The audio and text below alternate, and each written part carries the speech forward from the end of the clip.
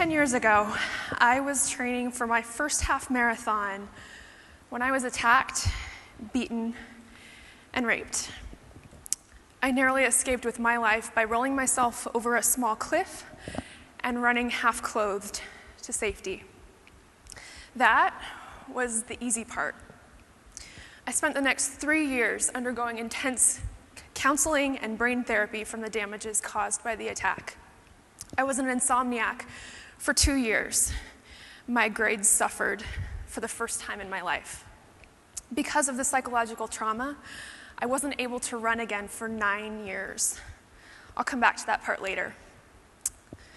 I even attempted suicide just to try to end the pain. Rape is the most brutal of crimes. It attacks the body, the mind, and the soul. It is a clear violation of basic human rights. My older sister flew out to attend my appointments with doctors and detectives. My parents ensured I had the best care to heal me. And when insurance wouldn't pay for them, my dad cashed out retirement accounts to pay for treatments. My mom drove me an hour each way to brain therapy multiple times a week. My younger sister was my biggest fan. I'm so lucky to have the family I have to help me get through this. Not everyone has this. Lately, you hear about rape in the media a lot. Not one, but 2 separate incidents involving 5-year-old girls in India, raped and murdered. A 14-year-old girl in the US and a 16-year-old in Canada were raped, had their attacks published online, and committed suicide. A student in Brazil riding a bus home, gang raped. Rape is happening every day in every one of our countries. We are all disgusted and shocked when we hear those stories. Yet we don't talk about rape, and by not doing so, we silently condone it. Rape is a silent epidemic. Statistics internationally are very hard to come by because women don't report their rapes. In fact, in some countries, you can be jailed for reporting rape. And in most countries, you and your family are shamed into silence. In the United States recently, statistics show up to 1 in 5 women will be raped in their lifetime.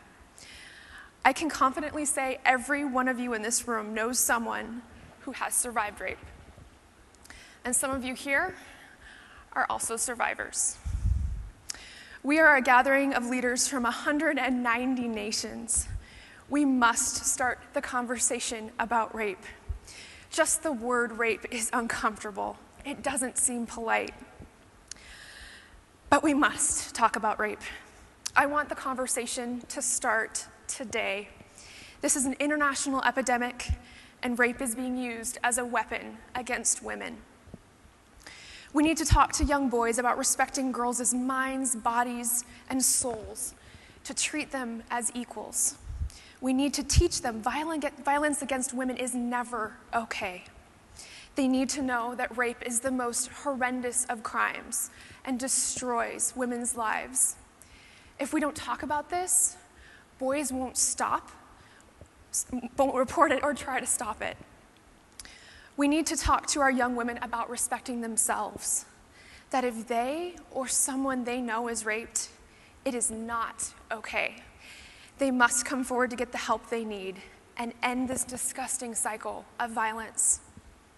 When we start talking about rape, we can give women the resources they need to recover and thrive again. We must talk about rape. 2 months ago, I celebrated 10 years of survival from my rape. I celebrated by running the half marathon I had been training for when I was attacked.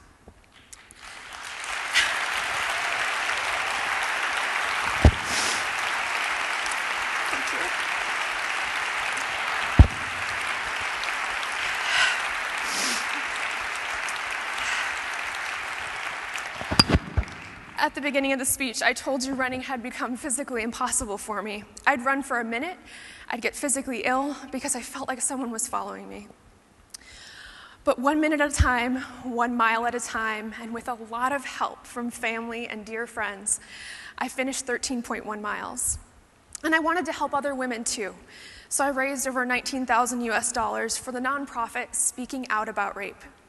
The money will enable more women to get the help they need to recover.